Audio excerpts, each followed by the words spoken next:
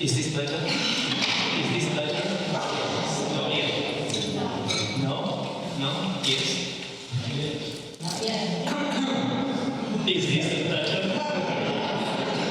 Well, the next step would be for me to swallow this thing. You can hurt anyone. So, I need to say something before we actually begin, which is I need to thank you for asking me to come back. That's very, very kind and very generous of you. And at the same time, I feel I need to do it, and I think you should do it as well, actually for a very long time in our lives. We should thank God that we survived this horrible period, that we've just gone through this pandemic. Because the last time I was here with you was, in fact, I think in March 2020, and we were supposed to have a retreat, but because of the pandemic, we had to cancel that one. It was the stop where my whole tour through the United States stopped. I remember being able to still come and be with you for Sunday and talk to you on Sunday, but the actual retreat we cancelled because it was obvious that something deadly, something ugly was upon the world.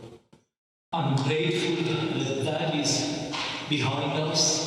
I pray to God that we don't see anything similar like that in our lives. I pray that we don't.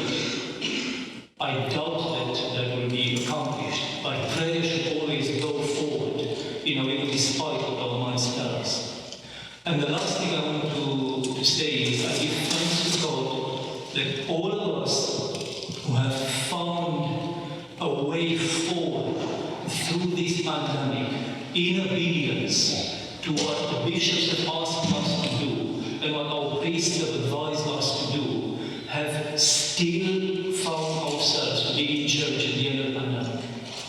It is the right side of our spiritual history to be on. Even if you're wrong about something worldly, it's better to be wrong about something worldly, but to be correct in your spiritual behavior. Even if, by observing what our bishop had asked us to do, even if that had been wrong, the right choice for a Christian, as long as it doesn't affect our faith, the essential of our faith, the dogmatism of our faith, the right thing to do is to hold on to obedience, because obedience is forever. It travels with us beyond the grave, whereas all the truths and the wrongs that belong to the world will collapse back into nothingness with the world. And I am grateful to God that I and you and so many of us have been on the right side of this, spiritual history of the pandemic. That being said, and with this I'd like to begin what I want to share with you today. That being said, what was absolutely apparent throughout those dreadful years was how unprepared we are to face any real spiritual battle as a body, as a whole body. What became obvious to so many of us, not only myself, is how little it takes for this unity of the body to be lost and for us to be broken into pieces, which then turn against each other, and instead of going forward, holding hands as brothers and sisters should do, we turn into these beasts that devour each other and break and tear apart the body of Christ, the church. That was very obvious very soon. And it pained me, because my hope, and I expressed that hope publicly at the beginning of the pandemic, my hope was that this common trauma that humanity was going through would actually bring us closer. The way things usually happen when there's an enemy outside one's family, and the family comes together, so you can fight better, you're stronger together, you do better together. Where I fail, my brother doesn't. Where he fails, I may not fail, and that way we push each other forward. I genuinely thought that this period of being enclosed somehow could be used by us to become almost involuntary monastics. You know, it's the experience of many monastics from the beginning of the monastic experience, the monastic life up to this day, where you don't necessarily go to church every week, where you don't necessarily receive communion every week. There are so many examples in the history of our church of beautiful saints who have lived months, years, decades even, away from church, away from communion, managing to grow inside so that when they do get to go to church, when they do get to commune, that experience is greater than if they've done it every single Sunday or every single day. There are ways for us to grow in church. There are ways for us to grow craving, longing to be back in church. And in my stupid optimism, I thought that the world, at least the Orthodox world, was ready to use that opportunity and to be, for a while, unwilling monastics, and to pray better, and to pray more intimately, and to commune of the pain of the world, and allow that pain to make us stronger. But that was clearly not the case. And there's a reason why I made that point. And that reason is that by now you know me, I don't actually lecture you. I dread the idea of having to lecture someone because that implies that you have something to share which they don't, or that somehow you're on a higher level than the people you're talking to. And I know myself too well to trick myself into thinking that that's the case. So what I do is I share with you how I relate to things in the hope that somehow this experience of one human being helps your own experience. Lent for me doesn't differ very much from the experience we've had during the pandemic. Lent, like those years, is like a time and space which we put aside every year for us to live the lives we should actually be living throughout the entire year. It's like a spiritual laboratory, if you want to think about it that way. It's something that we know will only last for this amount of time. So therefore that should give us the strength and the courage to try out things which we wouldn't try out otherwise. It's very difficult, for instance, to give you a practical example, it's very difficult to say, well, every night I will wake up at 1 or 2 or whenever we decide, each of us, and I will pray for half an hour or for an hour. It's very difficult because the idea of a lifetime seems so long to us, although the experience as we grow older shows us that it's not that long actually. But it is much easier to do that when you know you're limited to 40 days. It's something you can manage, it's something you can go forward and you can do without fear of you collapsing somehow. And every year we face Lent. For me, it's as if I'm restarting my spiritual life all over again. And I'm moving forward almost like towards baptism, that moment of conversion when I discovered Christ and I was so madly in love with Him that the idea of abandoning everything and going to a monastery didn't seem enough. I wish I could have done that 1,000 times, not only once.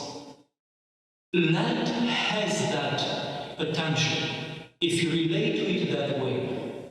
If you relate to Lent as just a time, a spiritual laboratory where you can try out the things you've always wanted to try out, then you may come out of Lent having learned a lot more about yourself. You may come out of Lent having learned that there are so many ways in which you can pray that you haven't even considered before because of all the pressures of life, of practical real life.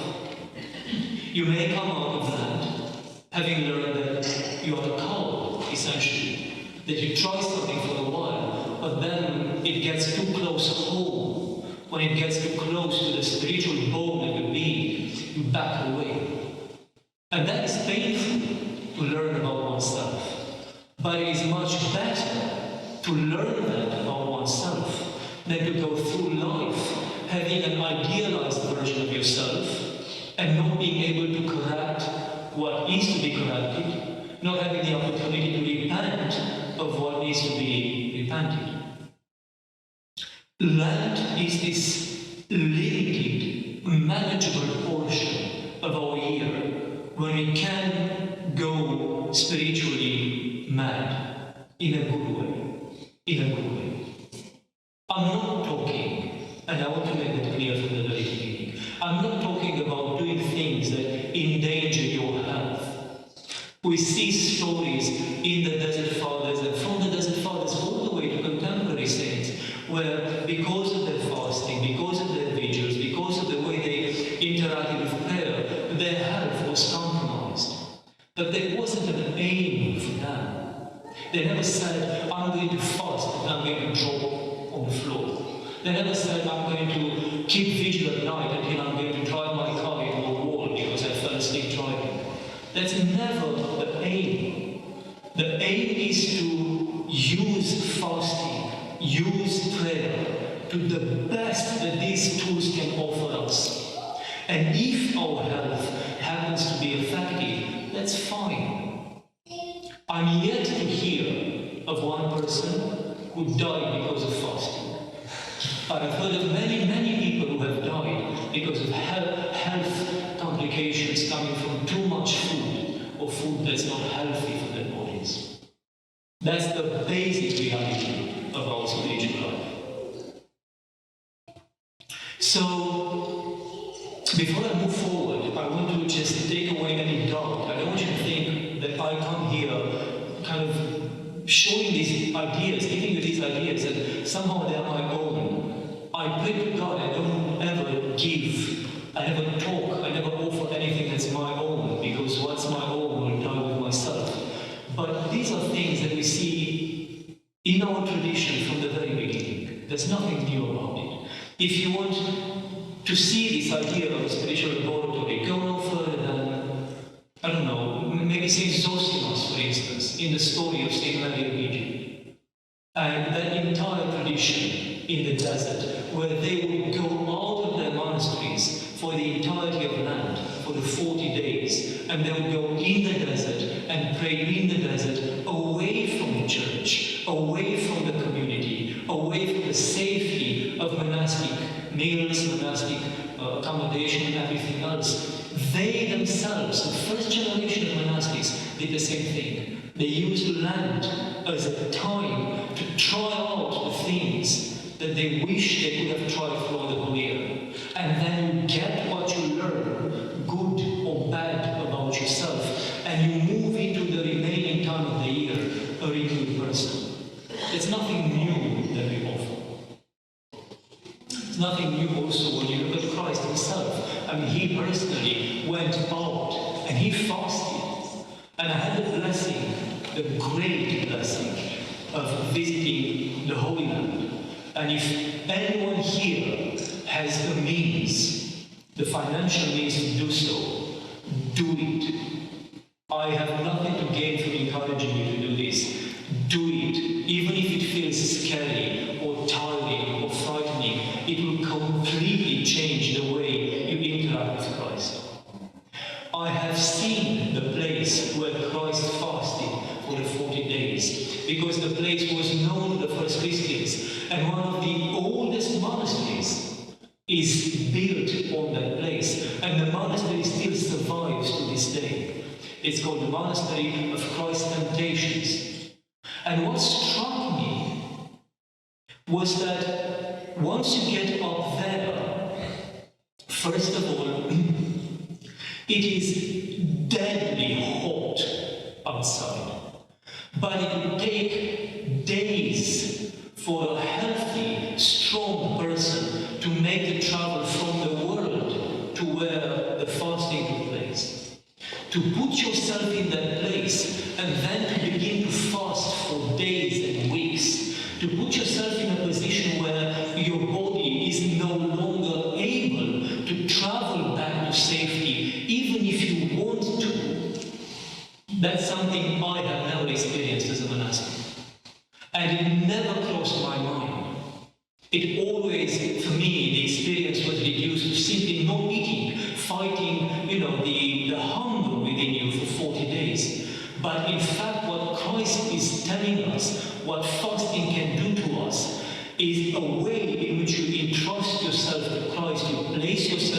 his power.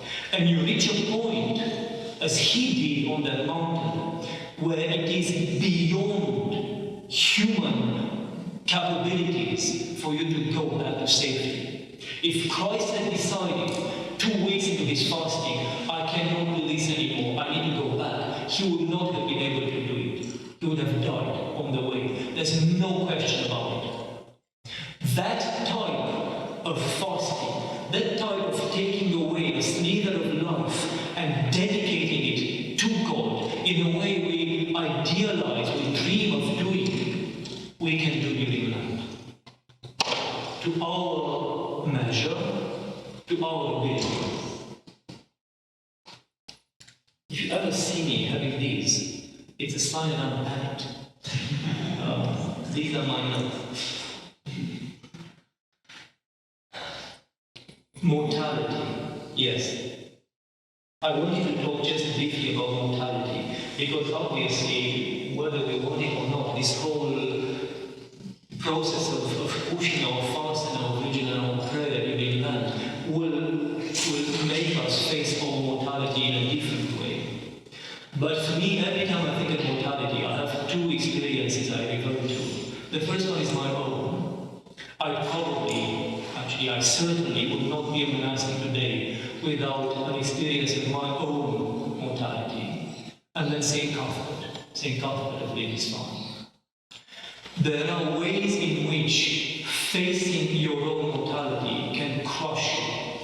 There are ways in which not being able to turn away from this feeling of lack of purpose, lack of aim, this idea of unavoidable returning to nothingness, there are ways in which this can crush you. I'm not talking about the actual physical death. That's never fine, but that is something that will come and go. That day of our death is finite.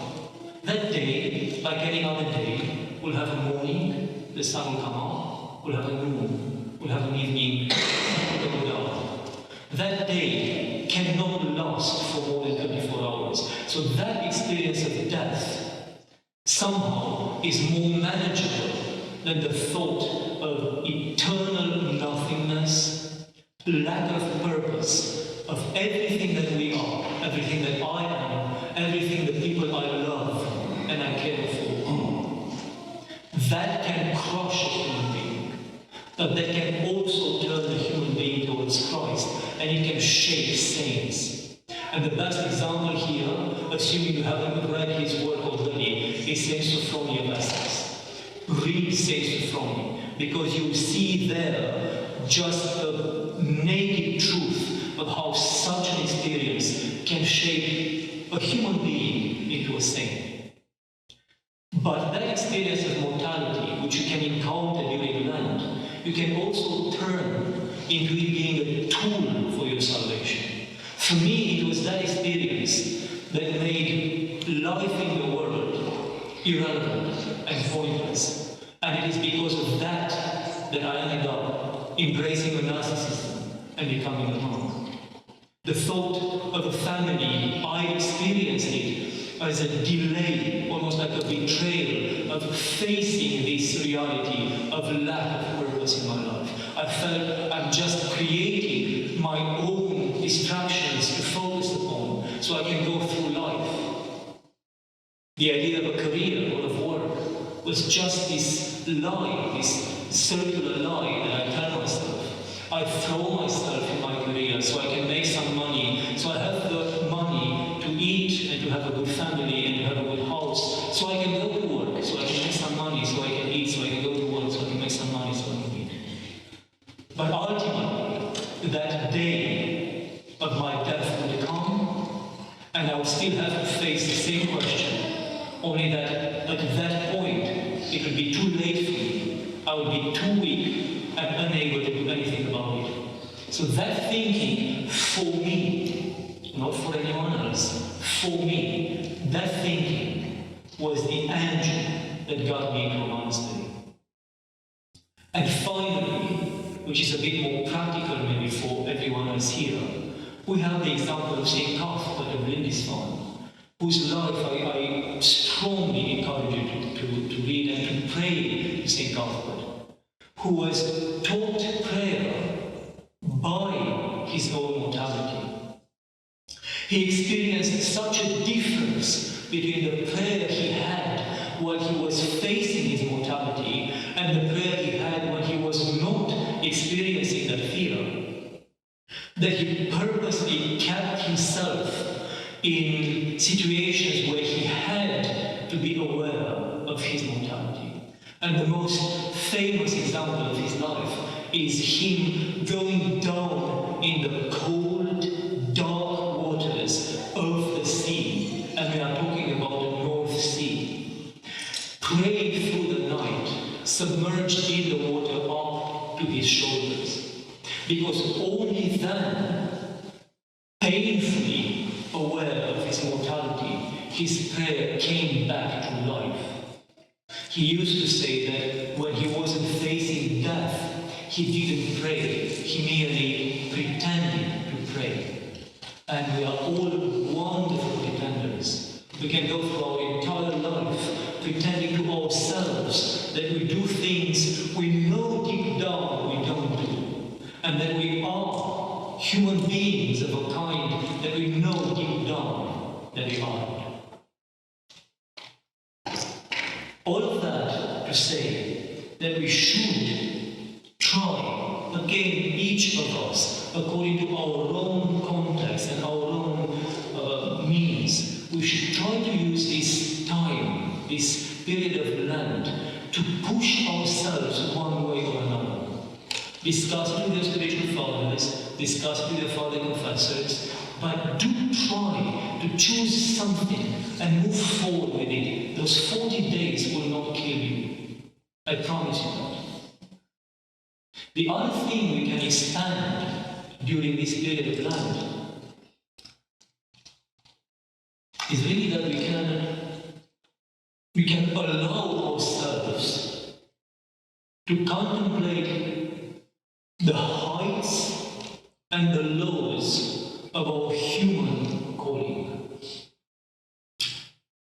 To contemplate the actual calling that Christ has entrusted us, and also what a failure to meet that calling would mean in our life.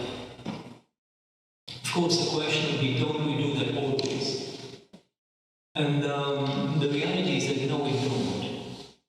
No, we don't, because things happen in our lives purposely so that we don't. We fail in ways that prevent us from contemplating our calling, and the world and the devil are proficient of helping us in that failure. I'll give you a few examples just so you understand what I want to talk to you about. Constantly in our lives,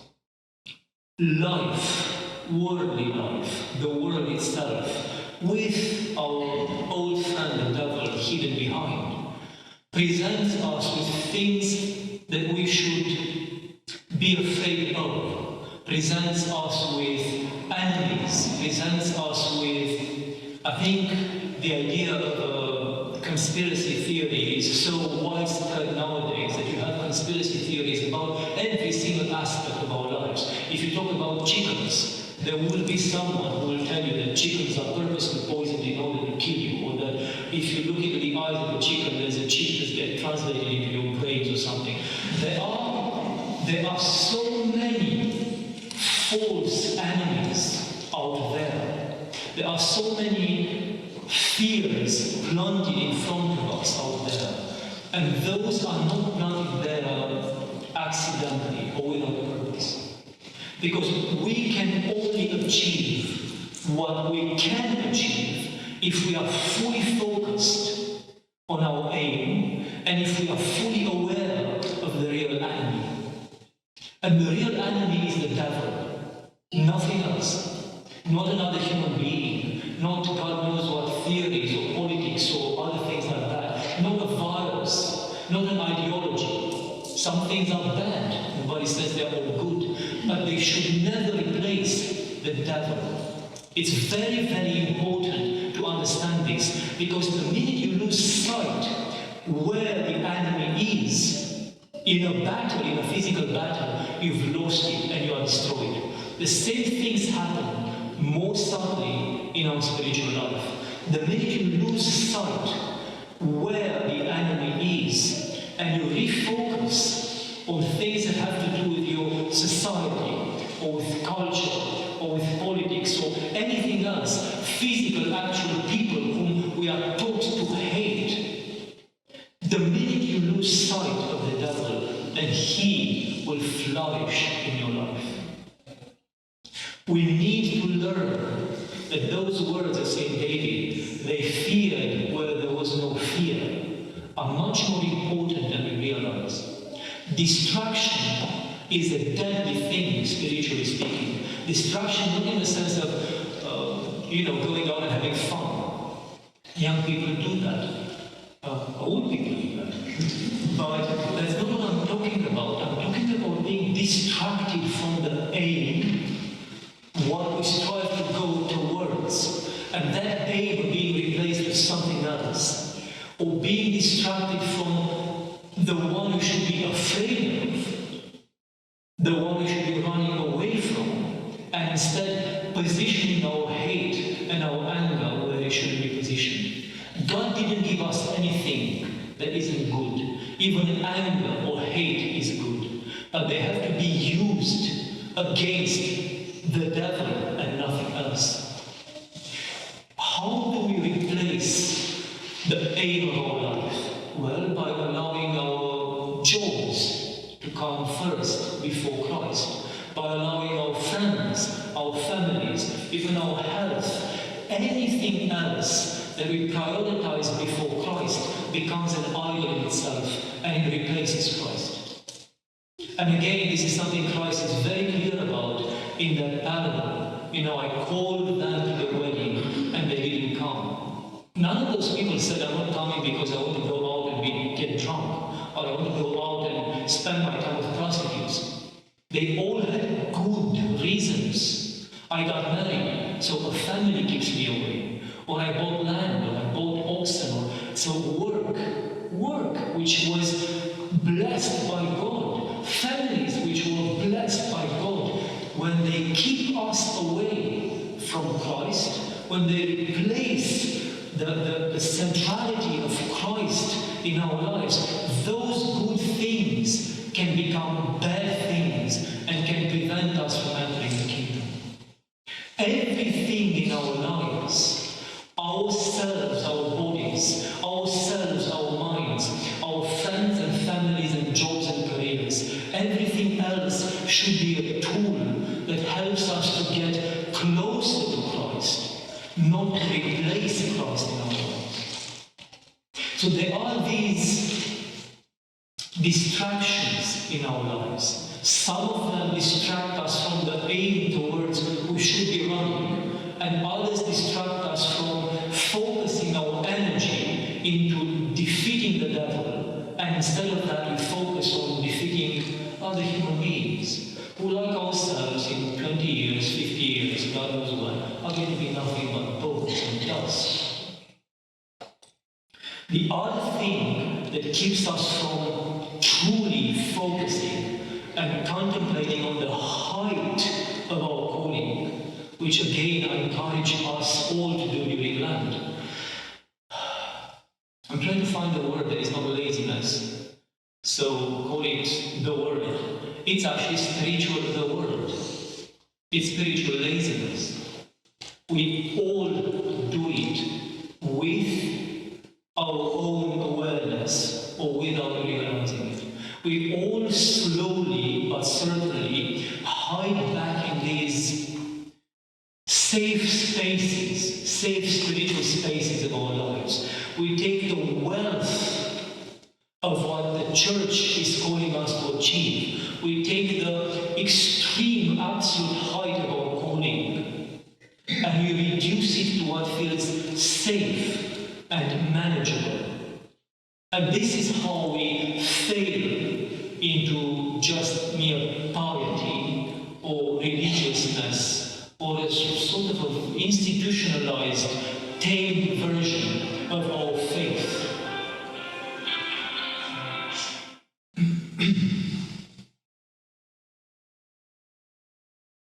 Why is that wrong?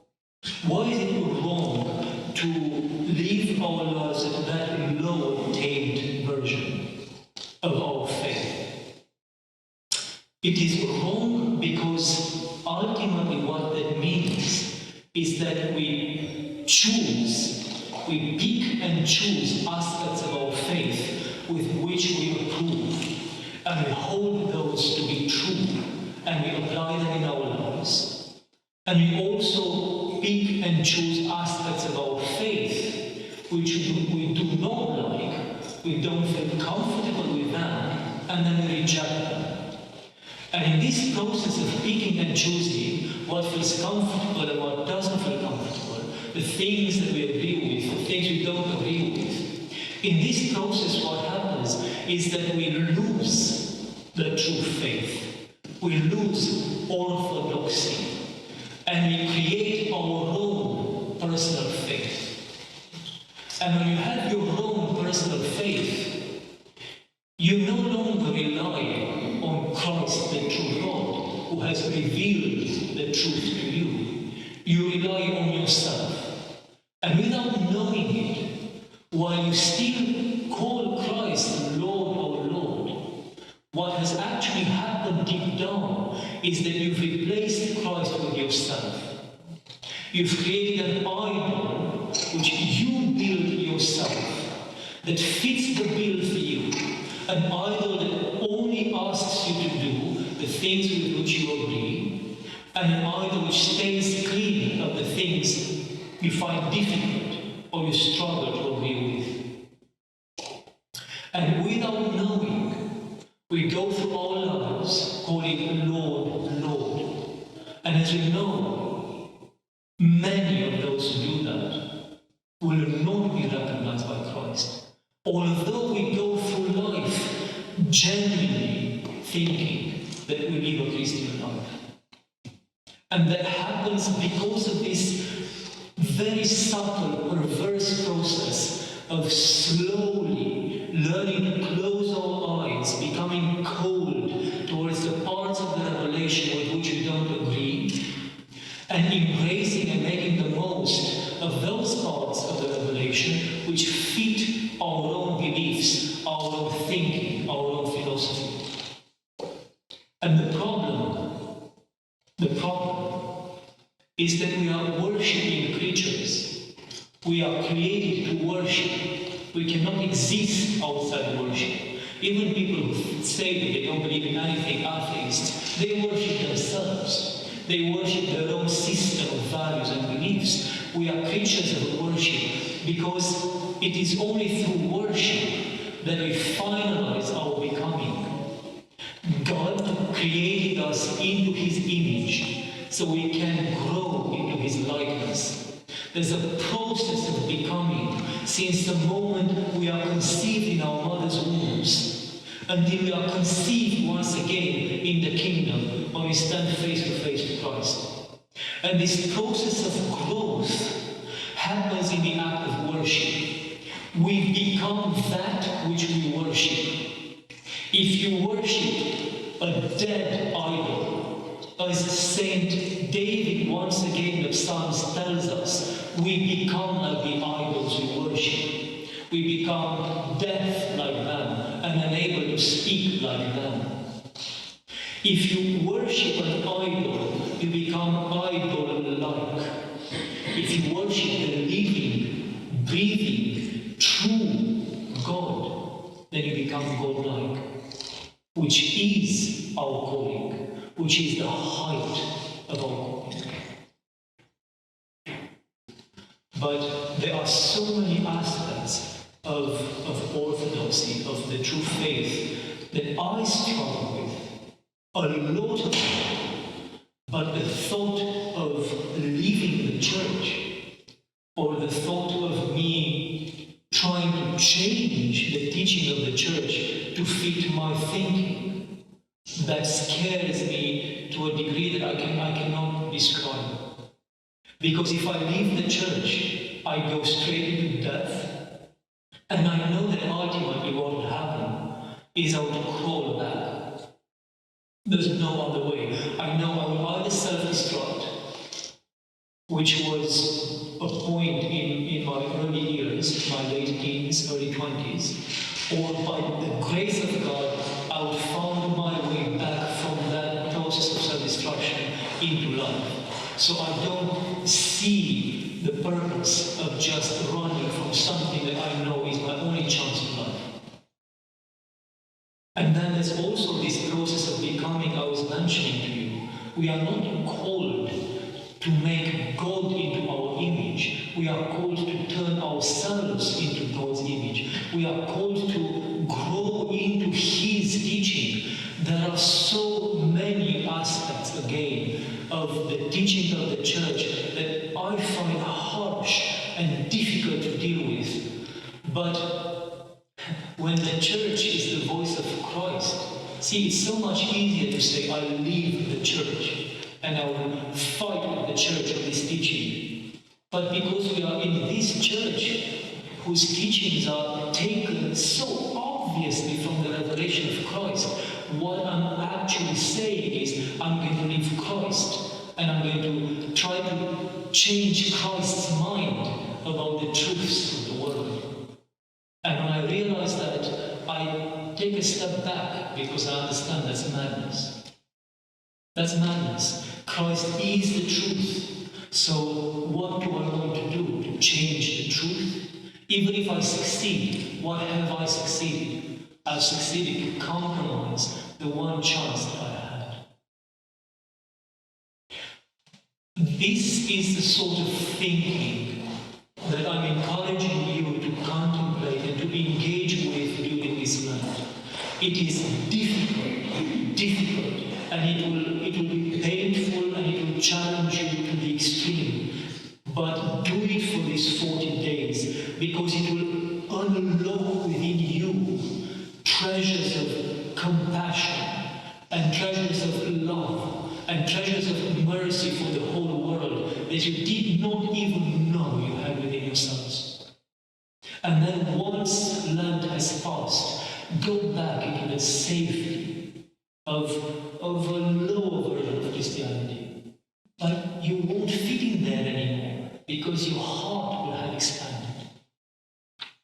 I ask forgiveness for those tears. But that's what I believe to be true. Yes. Can you talk some more about the work? Because it's something that I struggle with, right? It's, you have to live in this world, Of course. etc.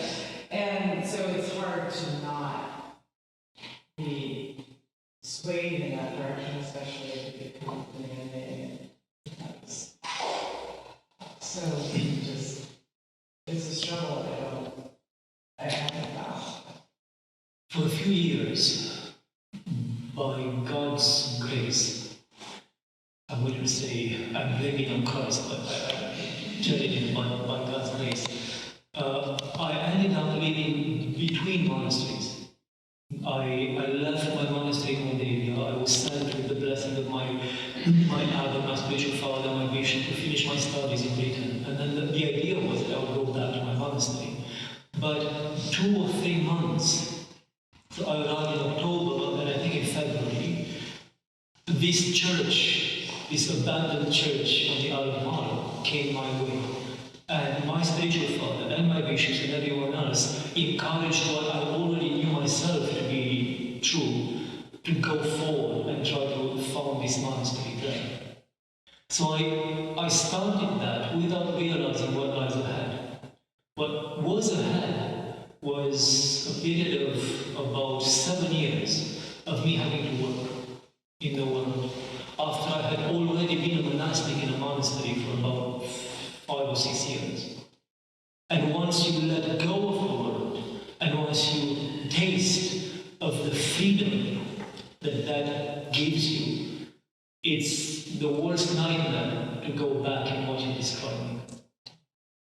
But I've soon realized, I'm not saying it can work for everyone, but it worked for me.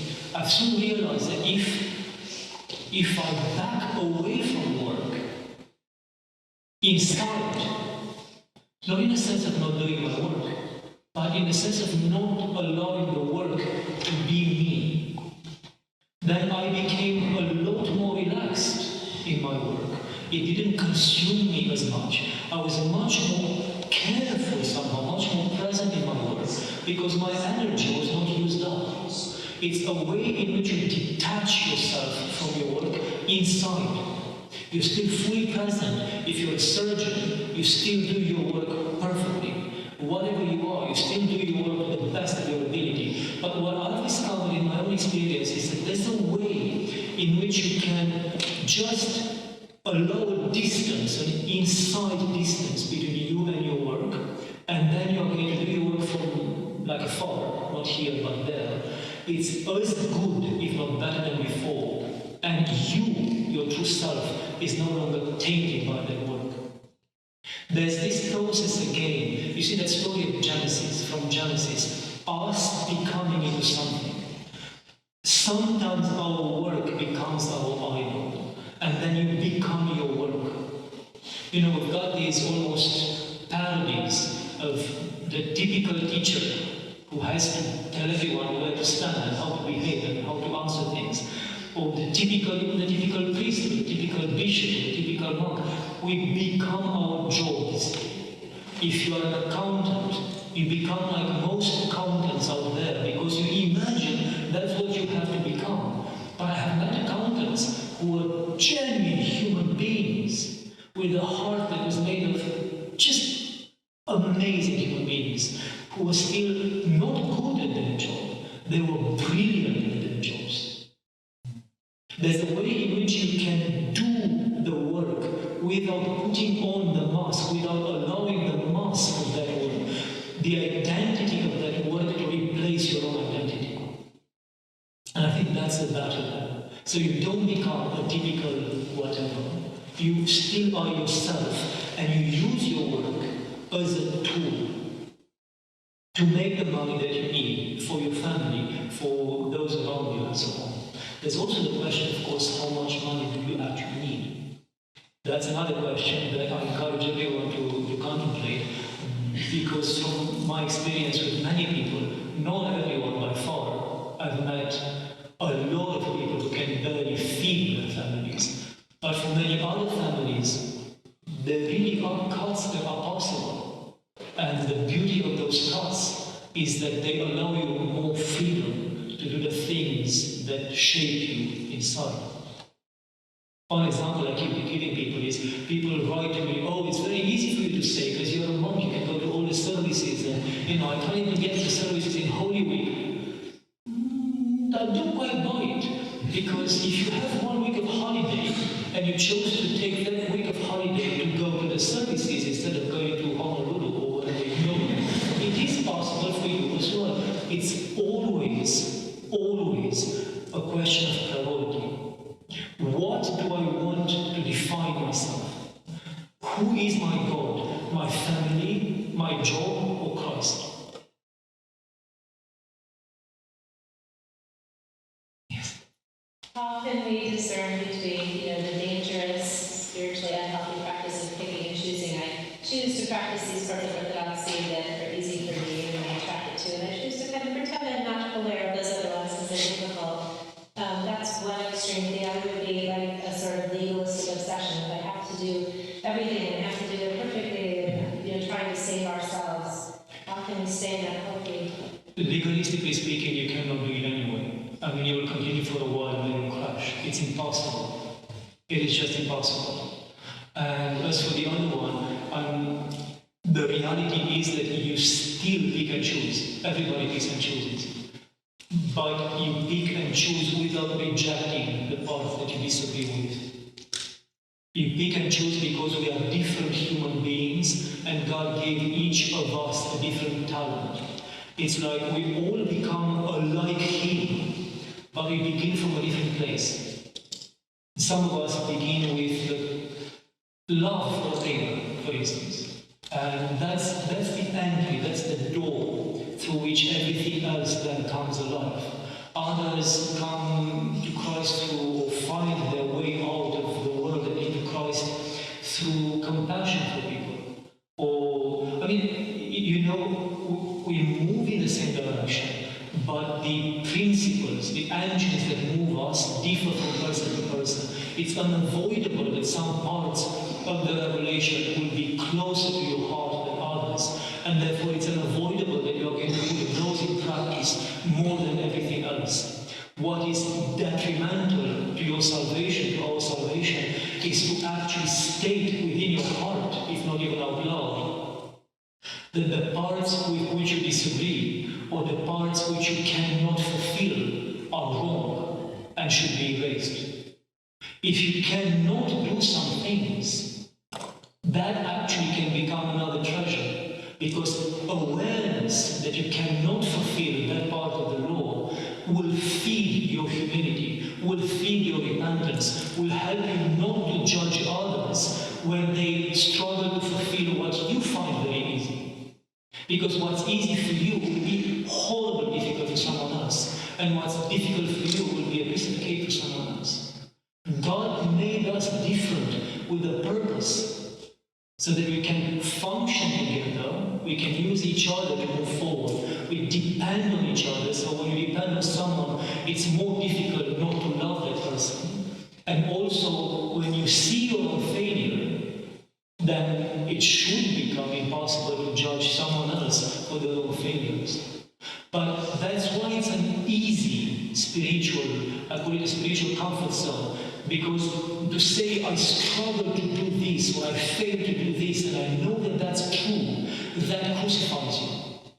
The easy thing to do is, that is wrong, so I don't have to worry about it. That's wrong, that belongs to another time, that belongs to another culture, another society, I don't have to deal with that one, I know better now. Only this, the things that are comfortable to me, only this is the faith, and I clearly am the perfect Christian because I do everything.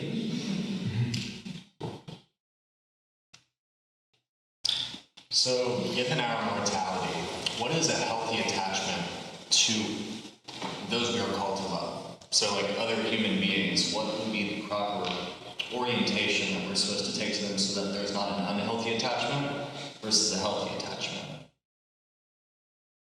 I'm not sure I'm the right person to ask that because I'm a monk. I mean, I don't intend that in any funny sort of way. It's just the reality. I mean, I've been a monastic for almost 2 decades now, so unavoidable, as I was telling you, you become, your life changes you, it makes you into something. The way I've learned that is safe and blessed to love people is to love them, it will sound horrible, but not for who they are, but because Christ loves them. Because that is true, both of the people I naturally feel inclined to love, and the people I naturally feel inclined to run away from. And then that expands the content of your prayer. You no longer pray just for those whom you find easy to love, because your conscience is going to nag at you. It's basically Christ saying, you only love me when it's easy. You don't love me when it's difficult. If you look at people and you see the seed of Christ in everyone, you cannot but love them. Sometimes you have to love them from a distance because people are abusive. They can do a lot of damage to you, but that's still love. And that's the only way some manifestations of love can become real and not just exercises of our mind. For instance, I assume you all know this horrible thing that happened in Syria and Turkey now, this earthquake that's killed apparently over 25,000 people, and they expect the final number to be more than double, if not triple. How do you love those people who are so far away, whom you've not met, who are of a different faith than you, who in my case, at least for Turkey, are the people who for over 4 centuries have massacred my nation? That's the Ottoman Empire. How do you love them without it being a dry kind of intellectual exercise of your mind? If you know in your being, in your heart, that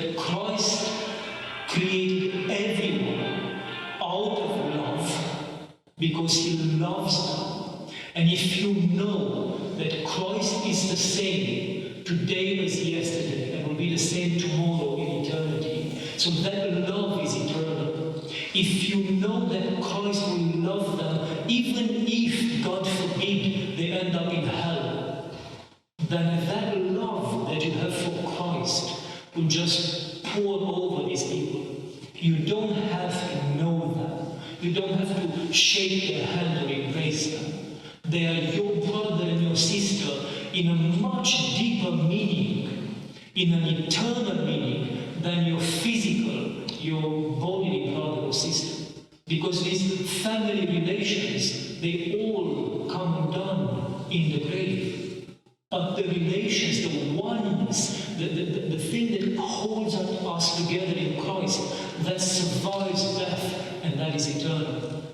So then you will have the strength to, what do you do for them? Even if you just wake up in the middle of the night for 20 minutes and you just hold a candle, saying no prayer because you're half asleep, you hold on to a piece of furniture so you don't fall, and a candle with the other hand, just as a light for those people who are still buried deep down, or a light for those families who lost those tens of thousands of souls, or for those souls who died themselves as they travel through death until they hear their place in eternity.